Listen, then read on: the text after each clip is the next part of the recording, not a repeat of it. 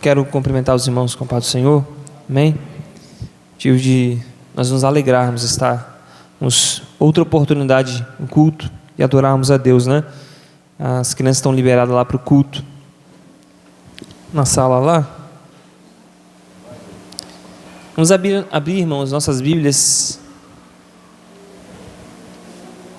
em Lucas capítulo 10.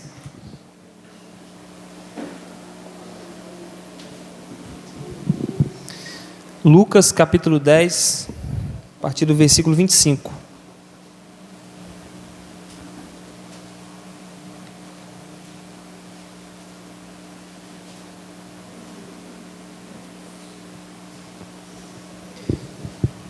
Nós leremos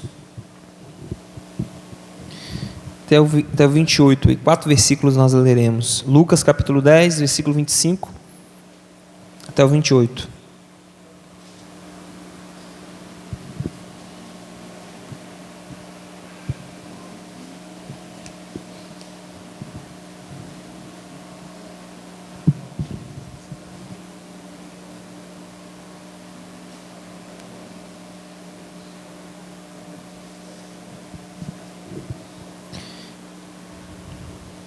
Amém? Todos encontraram? Lucas capítulo 10, versículo 25. Diz assim a palavra de Deus: E eis que se levantou um certo doutor da lei, tentando-o e dizendo: Mestre, que farei para herdar a vida eterna? E ele lhe disse: Que está escrito na lei? Como lês? E respondendo ele, disse: Amarás ao Senhor teu Deus de todo o teu coração, de toda a tua alma, de todas as tuas forças e de todo o teu entendimento, e ao teu próximo como a ti mesmo. E disse-lhe: Respondestes bem, faze isso e viverás. Vamos orar? Te agradecemos, Deus, mais uma oportunidade que o Senhor tem nos dado. Pedimos ao Senhor a tua graça, teu perdão, Senhor. Te louvamos, que o Senhor é Deus bondoso e misericordioso, que ainda, Pai, apesar de nós, apesar de mim, Senhor, ministra nosso coração a tua palavra, a fim de sejamos ajudados aqui, Senhor, uma vez mais. Senhor, oramos em nome de Jesus. Amém. Irmãos, estamos diante de um texto a qual Jesus fora indagado pelos doutores da lei, e que é um doutor da lei que vai tentar a Jesus, e a pergunta a qual esse doutor da lei faz a Jesus é uma pergunta que vai nortear, na verdade, tudo que nós consideramos como cristianismo, tudo que nós entendemos como palavra de Deus, tudo que nós entendemos como a construção da igreja nesses últimos 2000 anos. Essa é uma pergunta extremamente importante da qual este homem fez. E a resposta a essa pergunta também, ela é a resposta perfeita para tal pergunta. Aqui nós vemos, irmãos, nesse texto, qual é o dever do cristão, como o cristão deve se portar ante a sua natureza, como que ele enxerga agora o relacionamento dele com Deus, como ele enxerga a natureza dele e o relacionamento dessa natureza com o mundo ao seu redor, como que esta pessoa se enxerga. Esse texto vai trazer várias dessas respostas. Como que a igreja deve se mover neste mundo, como que ela deve se manifestar, como que deve ser a atitude, os modos e os meios pelos quais os que dizem crer em Deus, estarem em Deus, devem viver. Isso é o que nós devemos nos atentar, irmãos, como mais importante para a nossa vida. É o que mais importa para o nosso viver neste mundo. Nós vemos aqui, irmãos, então, que um doutor da lei vai tentar a Jesus dizendo: Mestre, o que faço para herdar a vida eterna? É uma pergunta, irmãos, específica e bem clara. Ela demonstra que o doutor da lei, pelo menos aparentemente, apesar de o texto nos dizer que ele está tentando a Cristo, está tentando pegar Jesus de alguma coisa, numa palavra equivocada, está tentando encontrar em Jesus alguma falha, algum erro. Apesar disso, ela demonstra também uma preocupação natural do homem. Nós vemos neste tempo, irmãos, que toda preocupação que o homem tem, ela passa por uma resposta clara. O que virá depois da morte? O que virá depois desta vida? Por mais ateu, por mais científico que um homem possa ser, por mais naturalista que ele tente ser, ainda assim, irmãos, ele estará sempre fazendo esta pergunta: o que vem depois desta vida? Será que existe vida após o túmulo? Será que existe algum tipo de vida pós-morte? Ou será que acaba-se tudo aqui? Por mais que ele tente, irmãos, responder as coisas pelo viés deste mundo, ainda assim, essa pergunta paira em seu coração. Essa é uma pergunta que todo homem faz. Como que eu faço para me redimir? Como que eu faço para ter uma resposta para a morte? Em vista disso, nós vemos aí tentativas dos homens, irmãos, fazer com que o homem viva por mais tempo. Tem um homem, um milionário ou bilionário, não sei dizer, que ele está tentando um tratamento que vai rejuvenescer ele. E ele, dentro dos estudos que ele faz algo particular, ele tem médicos pagos, eu esqueci o nome dele, ele tem médicos pagos que cuidam da saúde dele, ele faz exercício muitos específicos, uma comida específica, num horário específico, o sono é muito claro, definido, porque ele está tentando, e diz ele que ele tem uma idade menor do que a idade original que ele nasceu. Acho que ele tem beirando uns 40 anos, ele diz que teria uns 30 anos, e ele diz que ele está encontrando uma fórmula, basicamente, da vida eterna, a fórmula de que o homem poderá viver. Outras tentativas, irmãos, pessoas morrem, o que eles fazem? Eles colocam no hidrogênio, congelam as pessoas, a fim de que, quando a tecnologia avançar, daqui, 100 anos, 200 mil anos, possam se ressuscitar as pessoas. Congela-se cérebro e esse tipo de coisa.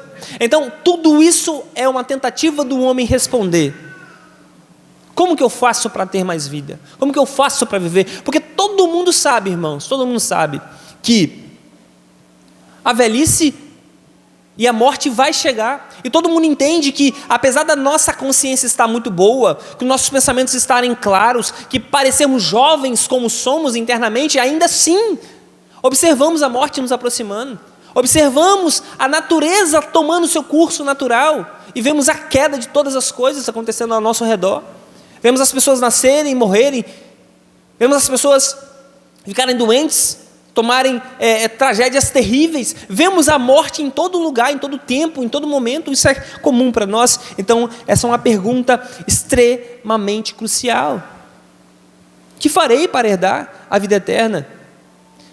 O único, irmãos, a única religião que responde isso de forma muito boa, de forma muito clara, é o cristianismo. Ela dá uma resposta muito precisa, porque ela não foge daquilo do que é o homem.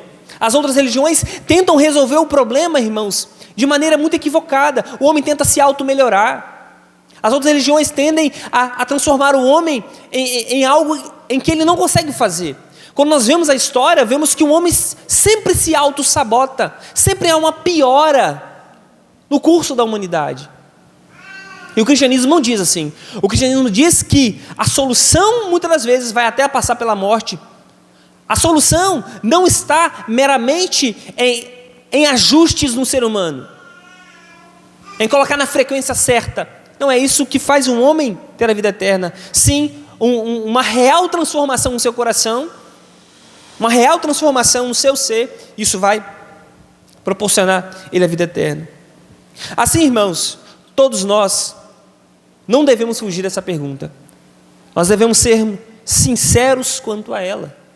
Devemos não fugir do problema, porque ele não se soluciona sozinho. Ele não se soluciona sozinho. O que faremos para herdar a vida eterna?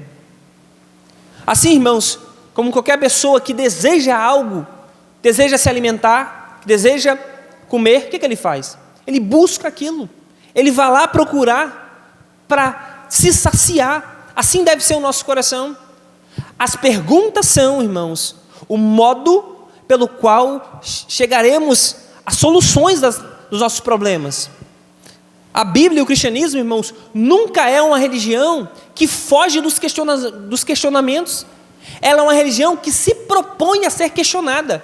Ela é a única que traz respostas muito claras, evidentes. Ela tem um livro a ser escrutinado, pesquisado, visto. As perguntas devem ser acontecidas.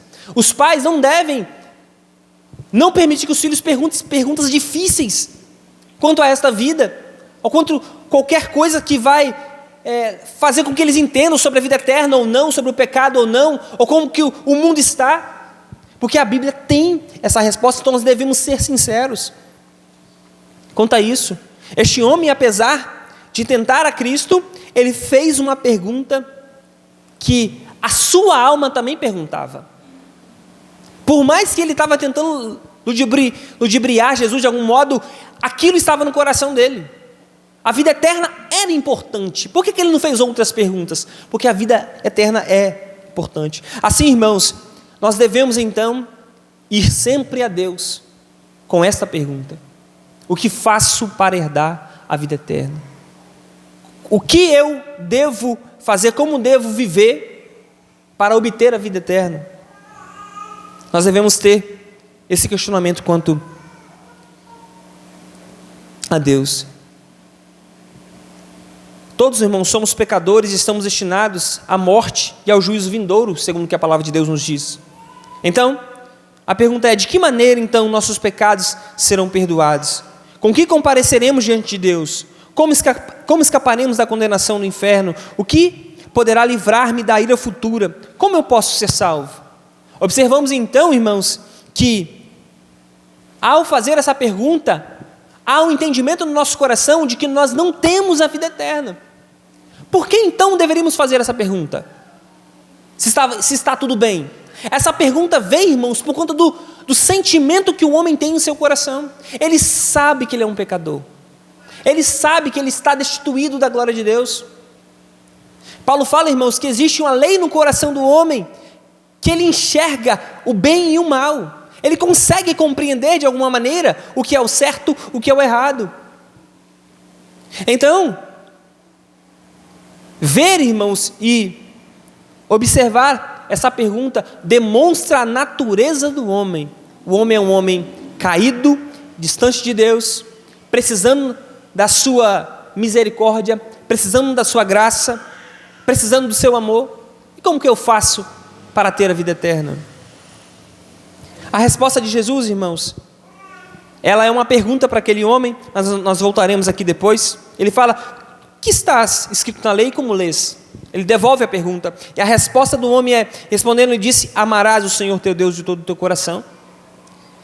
Esse homem responde, irmãos, a esse questionamento assim: amarás o Senhor teu Deus. Ele cita Deuteronômio 6. Jesus mesmo, em Mateus 22, ao questionado, irmãos, sobre esse mesmo texto, qual é o maior dos mandamentos, a resposta de Jesus é: amarás ao Senhor teu Deus de todo o teu coração. A resposta de Jesus está, irmãos, no amor. Engraçado, não é isso? A resposta que Jesus dá, e ele vai ratificar com o homem: respondestes bem, é amarás o Senhor teu Deus mesmo. A resposta de Cristo, irmãos, é estar em amar. Pois o amor, irmãos, ele não é penoso. E a lei de Deus, irmãos, não deve ser cumprida por mero esforço, mas sim por amor. Observamos então, irmãos, que o amor que os homens devem a Deus deve ser o alvo da qual os homens devem buscar. Porque todo e qualquer esforço, irmãos, é extremamente inútil. Nada e absolutamente nada, irmãos, fará com que o homem seja salvo, seja livre, seja perdoado, obtenha a vida eterna. Nada, a não ser que ele ame, a não ser que ele realmente ame. Por quê, irmãos? Porque o amor pressupõe relacionamento, porque o amor pressupõe intimidade, porque ao obedecer a Deus, irmãos, pela via do amor, seremos realmente sinceros naquilo que fazemos, apesar das nossas falhas, apesar do nosso fracasso. O amor é uma resposta extremamente, irmãos, intimidadora ao homem. O homem não quer amar verdadeiramente, ele quer amar suas paixões, seus desejos. O homem quer, na verdade, fazer a coisa pelo seu esforço e ter a salvação. Ele é orgulhoso. Mas quando você ama, você faz aquilo, irmãos, com afeto verdadeiro, com afeto genuíno. Você quebra as suas prisões, aquilo que te amarra. Você faz aquilo de forma sincera e verdadeira, não simplesmente pelo esforço comum das suas mãos, do seu intelecto, das suas forças, mas sim porque você recebeu algo. O amor, irmãos, demonstra, na verdade, que nós fomos agraciados de alguma maneira.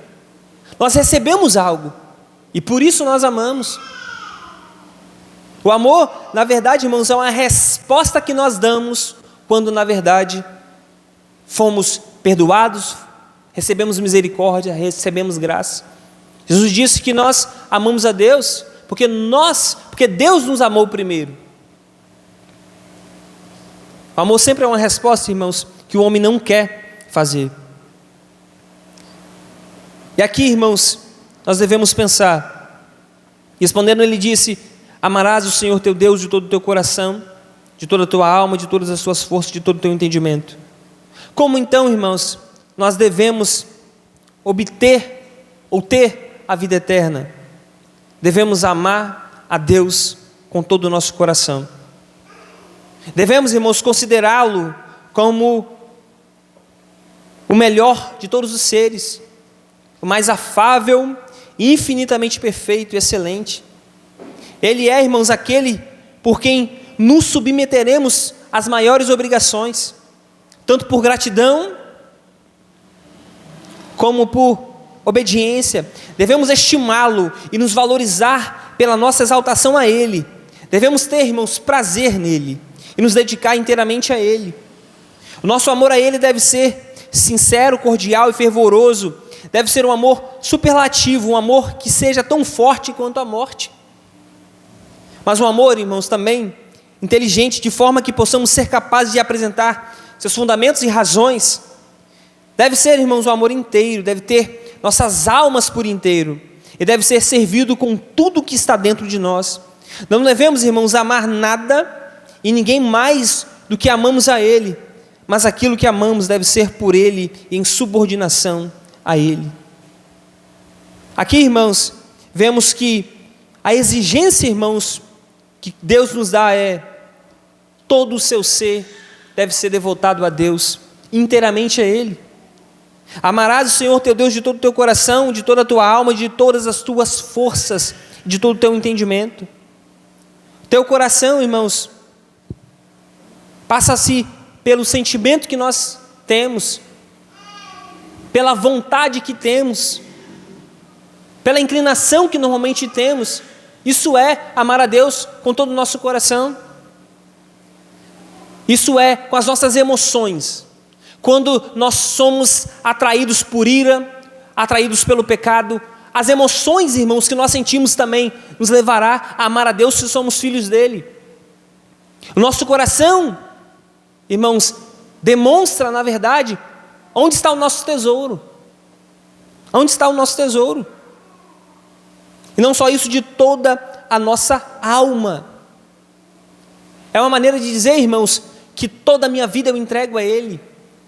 É aquelas pessoas, irmãos, que entregam a vida a Cristo em beira da morte, que não negam ao seu Senhor, mesmo na perda de suas famílias, na perda dos seus bens, em dificuldades extremas. É Jó, sabendo que a sua vida estava por um fio, perdeu filhos, perdeu todo o bem, perdeu ainda a saúde e ainda assim amava a Deus. Isso é amar a Deus com toda a sua alma, é dar a sua vida, é dar o seu ser completo, independente de circunstâncias e de todas as suas forças, irmãos. É observar, irmãos, que apesar de qualquer circunstância que nos advenha, Deus será para nós o nosso maior bem, o nosso maior tesouro.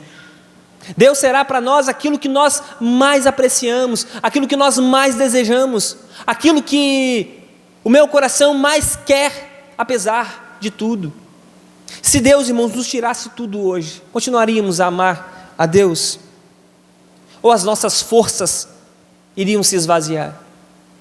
Será que continuaremos a amar a Deus com tudo que temos, quando tudo nos for tirado? Imagine, irmãos, nós não temos igreja, não temos amigos, todos se desviaram, ficou só você. Você continuaria amando a Deus? Isto é amar a Deus com todas as suas forças. E outro, irmãos, com todo o teu entendimento. Como que amamos a Deus com todo o nosso entendimento? Todas as, irmãos, ideias que vêm neste mundo, todas as filosofias que se apresentam aqui, que desvirtuam a nossa fé, que distorcem o Evangelho, ainda assim, irmãos, nós combatemos isso porque amamos a Deus.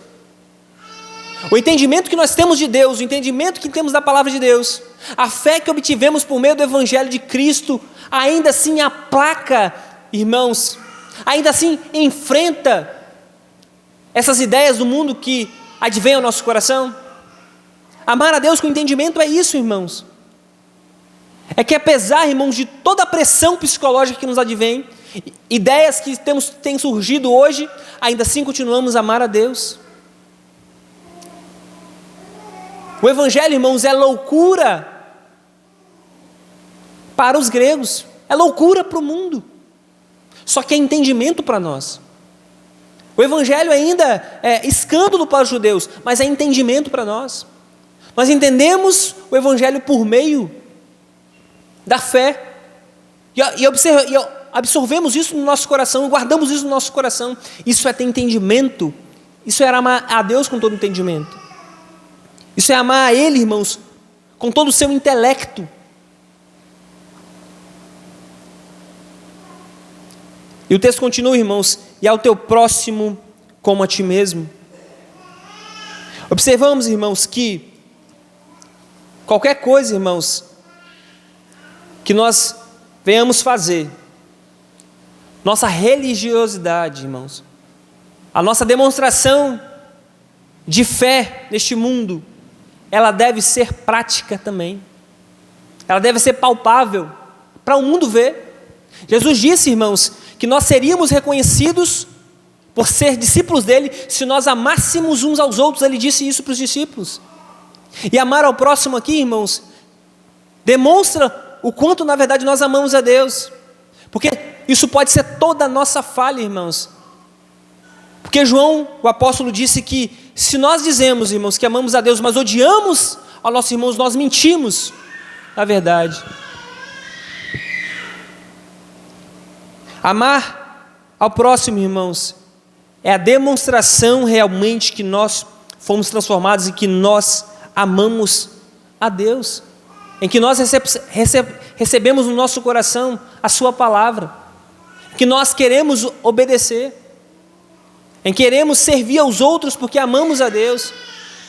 É a observação, irmãos, de que Deus derramou o amor no nosso coração, de modo tal que nós não conseguimos não demonstrar para os outros, temos que demonstrar. Jesus disse que nós somos aquela luz, irmãos, que não se esconde debaixo da cama, mas se coloca no alto para iluminar toda a casa. Nós somos uma cidade edificada sobre um monte. O Evangelho se demonstra nas nossas práticas, se demonstra nos nossos relacionamentos, demonstra-se de como os homens vivem entre si. Então, irmãos, todo, irmãos, amor demonstrado a Deus, que é meramente, que fica no campo das ideias, que fica no campo do intelecto, que fica simplesmente no campo da conversa simplesmente, mas não é demonstrado na prática, irmãos, é falso.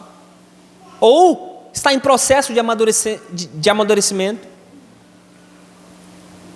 Agora, irmãos,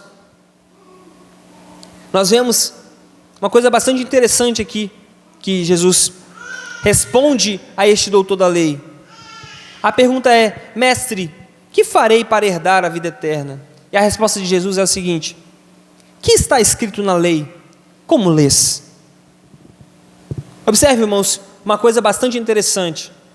A resposta de Jesus, irmãos, ele se refere à Escritura do Antigo Testamento. Jesus muito bem podia, irmãos, fazer uma citação dele próprio, mas Cristo leva este homem a refletir sobre o que ele conhecia da palavra de Deus.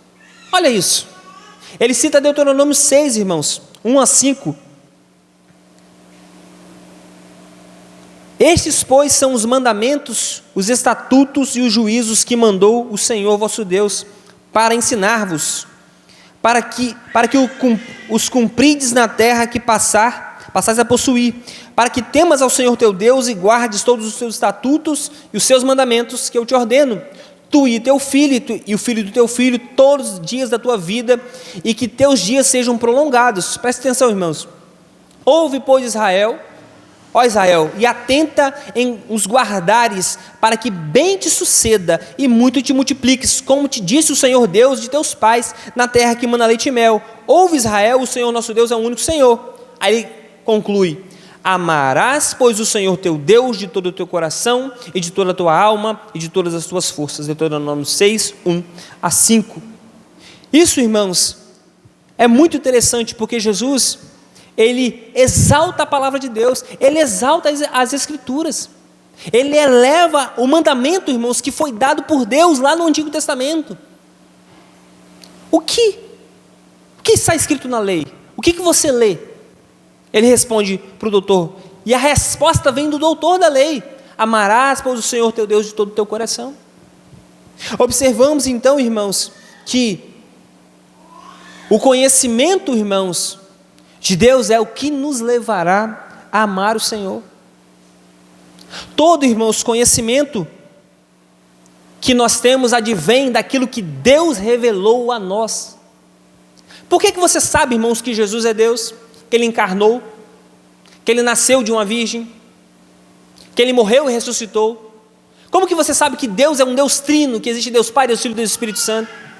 Que Ele fez todas as obras que fez? Você sabe isso, irmãos, porque está escrito neste livro. Deus se auto-revelou aos homens. O texto fala em Moisés, quando Moisés está no monte, irmãos, que Deus escreve com o seu dedo naquela tábua as leis, os 10 mandamentos para o povo. Assim, irmãos, Cristo se importa com aquilo que Ele deu, irmãos, ao povo. O conhecimento está nos seus mandamentos, o conhecimento de Deus está na sua lei. O que está escrito na lei? O que você lê na lei? A palavra de Deus, irmãos, revela quem Deus é. A resposta está: o que farei para herdar a vida eterna? O que você lê? O que diz a lei? Está na Escritura, está na palavra de Deus. O que a palavra de Deus diz sobre isso? O que ela fala sobre essa questão? Essa, irmãos, deve ser um pensamento que nós sempre devemos manter. Conhecer a palavra de Deus, irmãos, é o modo pelo qual nós obtemos a vida eterna. Aqui não estou falando, irmãos, simplesmente de que nós estamos tendo a vida eterna a todo momento quando lemos a Bíblia, ou temos fé a todo momento a qual nós pecamos, nos arrependemos, então temos outra vez salvação. Não é isso que eu estou querendo dizer, não é isso que a Bíblia fala. Mas o obter a vida eterna, irmãos, é um passo de fé inicial e que se vai aumentando ao passo ao longo da vida. Como disse na manhã, é um crescimento que nós temos ao conhecer Deus pela sua palavra.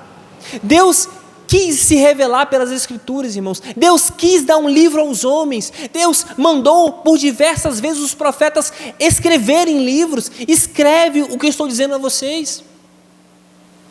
Deus quis, irmãos, se revelar dessa maneira. E a escrita, irmãos, é o melhor meio pelo qual nós podemos passar informação para os outros.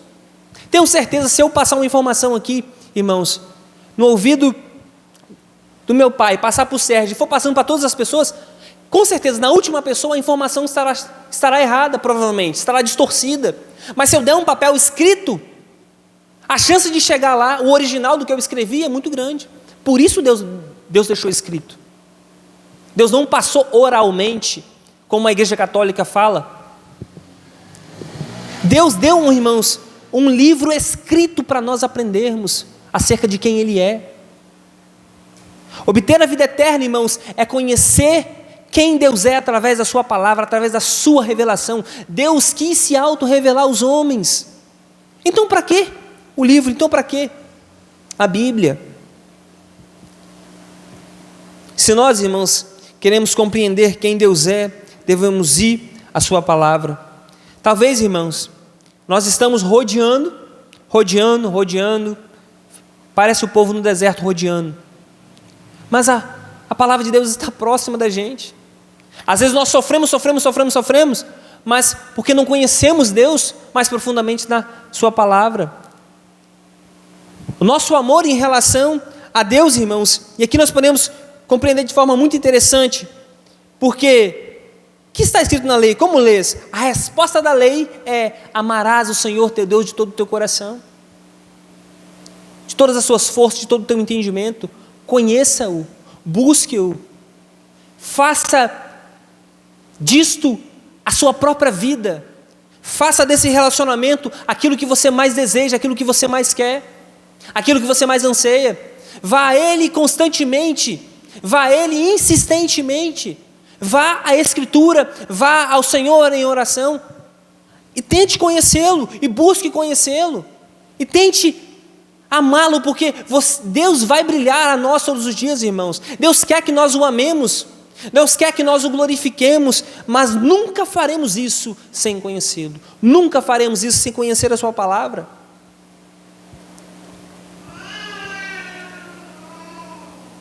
Assim, irmãos, olha o que João 14, Jesus disse, versículo 15 e versículo 21, se me amais, guardai os meus mandamentos. Aquele que tem os meus mandamentos e os guarda, esse é o que me ama. E aquele que me ama será amado de meu Pai, e eu o amarei e me manifestarei a ele. Observe que ao guardar os mandamentos de Deus, irmãos, nós estamos então amando a Deus. Estamos amando ao Senhor. Amá-lo de todo o nosso coração, de toda a nossa alma, de todo o nosso pensamento. Alguns entendem isso, irmãos, significa uma única coisa: amá-lo com todas as nossas forças. Outros vai fazer essa diferença, irmãos, entre coração, alma e pensamento, né? São as vontades, os afetos, o entendimento, ou as faculdades vital, e afetiva e intelectual nossa, mas no geral é que todo o nosso ser deve amar ao Senhor. Então, irmãos, nós compreendemos uma coisa: qual é a resposta de Cristo para aquele homem? Olha a resposta dele, que é muito interessante. Jesus pergunta para ele: o que você lê? Que se você vê na lei, como você lê? Aí ele responde: amarás o Senhor teu Deus de todo o teu coração. Qual a resposta de Jesus? Respondestes bem, faze isso e viverás. A resposta é muito clara, irmãos. A obediência ao mandamento, a obediência à sua palavra, a obediência ao que está escrito, a obediência ao que Deus nos deu, irmãos, como entendimento da sua palavra, ao entendimento de quem Deus é um modo pelo qual nós obtemos, irmãos, a vida eterna. João 17, versículo 3 diz que o conhecimento de quem Deus é a vida eterna, irmãos. Conhecer a Deus é a vida eterna. Então, irmãos, a resposta de Jesus é: você precisa então obedecer ao mandamento, e você viverá. Quer obter, irmãos, a vida eterna? Obedeça ao Senhor. O que a palavra de Deus nos diz, irmãos? Creia, é um mandamento em mim. Se arrependa, é um mandamento. Observe os meus mandamentos, olhem para a minha lei. Toda a nossa falha está, irmãos, em primeiro lugar, em não conhecer, em segundo lugar, em não obedecer. Isso é a nossa falha. E aqui está, irmãos, o que nós devemos fazer? Conhecer mais a Deus e os seus mandamentos. Pense comigo, irmãos, sobre a Bíblia. Não importa, irmãos, o que as pessoas dizem sobre assuntos religiosos. É possível provar pela Bíblia? Caso não seja, podemos descartar com toda a confiança. Jesus, irmãos, não perguntou o que os judeus acham ou o que os doutores consideram, mas o que está escrito, como você a lê. O princípio contido nessas palavras deve se tornar-se um dos fundamentos de nossa vida espiritual, irmãos. A Bíblia, toda a Bíblia, nada mais do que ela, tem de ser nossa regra de fé e prática. Apegados a estes princípios, irmãos, prossigamos nossa viagem no caminho. Às vezes o caminho pode, irmãos, parecer estreito e nossa fé talvez seja dolorosamente provada. Mas seremos, irmãos, guardados do pecado nesse processo, porque temos a palavra de Deus. O que dizem, irmãos, as Escrituras? Esta é a única medida e padrão da verdadeira religião. O que diz a palavra de Deus? O que diz a Escritura? É isso que nós devemos fazer. Obedecer ao Senhor. Amá-lo com todo o nosso coração, com todo o nosso entendimento. Aí, irmãos, está o nosso alvo, o que nós devemos fazer, e também está aí a nossa falha e os nossos erros. Onde nós temos falhado? Onde nós temos errado, irmãos? Em não conhecer mais da sua palavra, e não nos esforçarmos mais para conhecer a Ele, irmãos. Essa tem sido a nossa falha principal. E aqui está, irmãos, claramente o que Jesus nos falou: ame a Ele, o busque, seja Ele o seu principal alvo. Faça como aquele homem que descobriu que tinha um grande tesouro em certo terreno, vendeu tudo que tinha e foi comprar o terreno porque sabia que aquele tesouro valia muito. Assim deve ser a nossa vida, darmos tudo, absolutamente tudo, irmãos, a Deus. Amém? Vamos orar, agradecer ao Senhor. Senhor, queremos te louvar uma vez mais, te agradecer, Senhor, por estar aqui. Tua palavra, Senhor, é clara, Senhor, em dizer que nós devemos buscar ao Senhor com todo o nosso entendimento, com todo o nosso coração, com tudo que temos, ó Deus, com todas as nossas forças. Ajuda-nos a compreender melhor quem Tu és, Senhor. Faça, Senhor, das nossas vidas, Senhor, uma busca insaciável da Tua presença, uma busca insaciável de compreender quem é o Senhor, uma busca insaciável, Senhor, de viver isso na prática, ao amarmos o nosso próximo. Ajuda-nos a termos em mente, Senhor, que a vida eterna, Senhor, é aquilo que mais importa nessa passagem aqui, nessa vida tão curta que temos. Deus, que isto é o que deve reger o nosso coração. Ajuda-nos a guardar a Tua palavra em nossos corações, a meditarmos nela, Senhor, fazer dela, Senhor, o nosso alvo. Assim oramos, Senhor, nesta noite, em nome de Jesus. Amém.